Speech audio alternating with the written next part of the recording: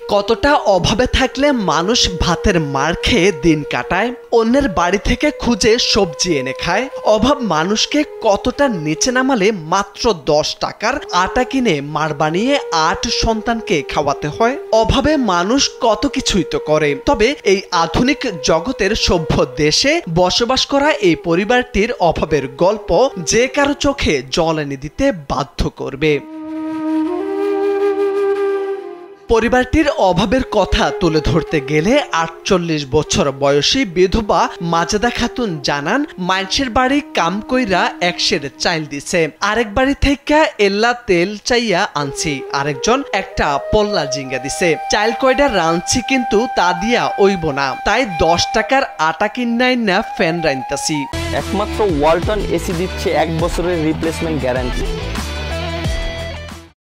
40টা টিয়া 10টা আটা আনছি, আর তেল চা আনছি 1 ব্যক্তি, আর 100 চাল দিছে একজন, আর এটা পল্লা দিছে একজন, আর গুটি জাবা দিছে খড়ি একজন। আইনে চাল কাটা আনছি, রান্নার পরে 10টা আটা আইনার ফ্যান লেন যৌবনি না।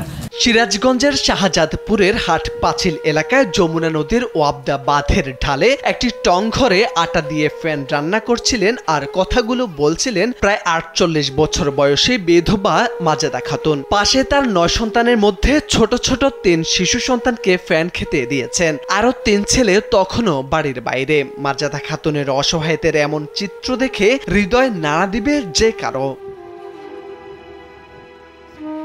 জানা গেছে, মাজেদা খাতুনের স্বামী রমজান আলী 3 বছর আগে মারা যায়। এর 2 বছর পর যমুনা নদীর ভাঙনে বসত বাড়ি হারিয়ে নিঃস্ব হয়ে যান তিনি।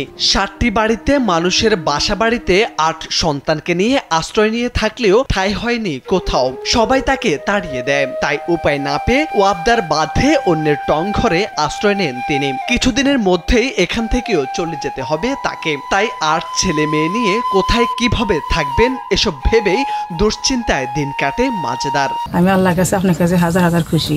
আমি আর বললে ভাই না, বললে আর ভিতরে হিট লাগে, কষ্ট লাগে। এই কষ্ট আর কেউ দেখান পারি না, পারি না। আমার যে কষ্ট, আমার মতো কষ্ট পৃথিবীতে কারো ছিল না। আমার ছিল, আমি থেকে জানি, আর কেউ জানে না। আর যার সুখ সেই জানে। গেল মরে যা পারলি 1 বছর 2 বছর পর বাড়ি ভেঙে গেল। বাড়ি ভাঙা শেষে মানুষের বাড়িতে যায় আর রইলাম 1 বাড়িতে। হেনতে খাদা দিল 2 ভাই, আর 1 বাড়িতে খাদা দিল 3 ভাই, আর 1 বাড়িতে খাদা দিল 4 ভাই। এই বেকের 5-7 বাড়ি গেলাম, তারা রাখে না, তারা খাদা দেয় যাও তুমি কোনে যাবেন জানি না, আমার সাথে বিবাদ করে ঝগড়া করে একটা ফালা দেয়। আমি কান্দে কেটে হেন থেকে চলে আরেক বাড়ি আসি, আরেক বাড়ি থেকে আবার আরেক জায়গায় আসি। 6 ছেলে ও 3 মেয়ের মধ্যে রমজান আলী বেঁচে থাকতেই বড় মেয়ের বিয়ে হয়। বাকি 8 সন্তান নিয়ে সীমাহীন দুর্ভোগের মধ্য দিয়ে দিন কাটছে মাজেদার। কোনো সন্তানকে স্কুলে দেওয়ার মতো অবস্থা নেই তার। কোরবান আলী নামে 17 বছর বয়সী এক ছেলে থাকলেও সে সংসারের কোনো কাজ করে না। 14 বছর বয়সী আরেক ছেলে রতন যমুনায় নদীতে মৎস্যজীবীদের জাল ঠেলে দৈনিক 100 টাকা পায়। অন্যের বাড়িতে কাজ করে মাজেদা খাতুন কখনো 50 টাকা, কখনো বা 1 সের চাল পায়। এ দিয়ে কোনো মতে সংসারের 8 জনের মুখে আহার দিতে হয় তাদের। হাট পাঁচিল অনেক লোকের যে ভাঙনে কবলিত হয়েছে এবং প্রায় 350-র মতন ঘরবাড়ি বিল্ডিং হয়ে গেছে।